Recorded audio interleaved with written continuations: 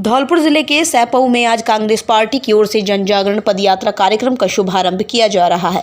राष्ट्रीय प्रवक्ता मोहन प्रकाश सैपऊ में पहुंचे हैं, जहां बॉर्डर की सीमा के गांव कैंथरी से पदयात्रा कार्यक्रम का आगाज किया जा रहा है। कैंथरी से शुरू हुई पदयात्रा में राष्ट्रीय प्रवक्ता मोहन प्रकाश के साथ क्षेत्रीय विधायक गिरिराज सिंह मलिंगा सैकड़ों की तादाद में पार्टी के पदाधिकारी व कार्यकर्ताओं के साथ शामिल हैं।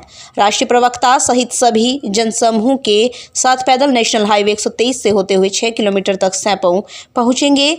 सैपऊ कस्बे के बीआर गार्डन में जनसभा का कार्यक्रम तय है, जहां वो जनता को संबोधित करेंगे।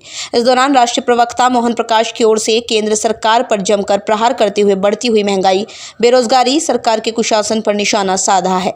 आपको बता दें, पूर्व मुख्यमंत्री वसुंधरा राजे द्वारा राजस्थान में शुरू की गई देवदर्शन यात्रा के बाद अब कांग्रेस पार्टी द्वारा जन जागरण पद यात्रा शुरू की गई है, जिसका आज धौलपुर जिले के सैपऊ क्षेत्र से आगाज हुआ है। सैपऊ से रजनीकांत शर्मा की रिपोर्ट। आप लोग थोड़ा बहुत बचा के रखते थे, तो वो नोटबंदी को मोदी जी ने कागज का टुकड़ा कर दिया। और छोड़िए, यहाँ सबसे बुजुर्ग कौन है? प्रताप चाचा कहाँ हैं? अच्छा आप बताओ कि सरसों का तेल 200-250 कभी सोचा था?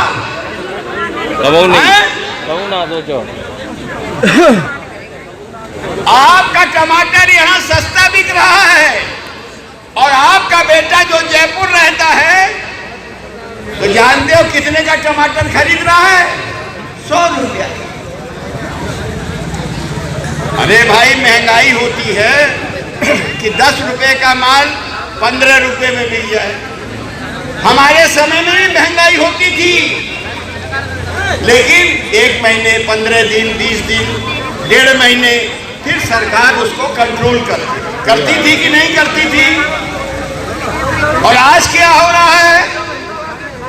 मोदी जी के जो दोस्त हैं, ये सारे के सारे लूट में लगे हुए हैं और उस लूट में हिस्सेदार भारतीय जनता पार्टी और मोदी सरकार है। वरना सरकार में रहते 250 रुपए किलो सरसों का तेल 4-4 महीने से बिक रहा है। मोदी जी दिखाई नहीं पड़ रहा। पेट्रोल और डीजल, पहले डीजल सस्ता होता था, किसान उपयोग कर लेता था। आज कहाँ है डीजल? और बहुत सी बातें हैं, उन पर चर्चा करूंगा, लेकिन मैं आज एक बात कहने आया हूं कि हम लोग भी चले जाएंगे, ये नौजवान लोग रहेंगे। लड़ाई में अगर आप उनके साथ रहोगे जो आपकी जिंदगी को खराब कर रहे हैं, नौजवानों को बेरोजगार कर रहे हैं। ये तो अशोक गहलोत की सरकार है कि रोज कोई न कोई नौकरी विज्ञापन निकलता रहता है।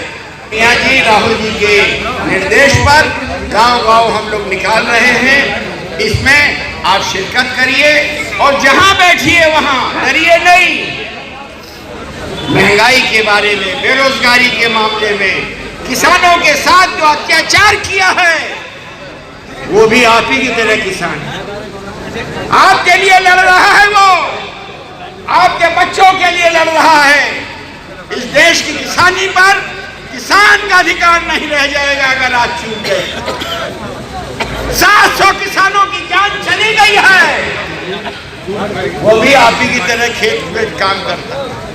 इसलिए मैं हाथ जोड़ के विनती कर रहा हूं, ये लड़ाई पार्टी की और चुनाव की लड़ाई नहीं है, इस देश को बचाने की लड़ाई है। आगे आने वाले जो नौजवान हैं, इनकी जिंदगी को बचाने का सवाल है। इसलिए उठ खड़े हो और आवाज दो कि ये जो लूट और झूठ की सरकार है, ये अब इस मुल्क में हम चलने नहीं देंगे।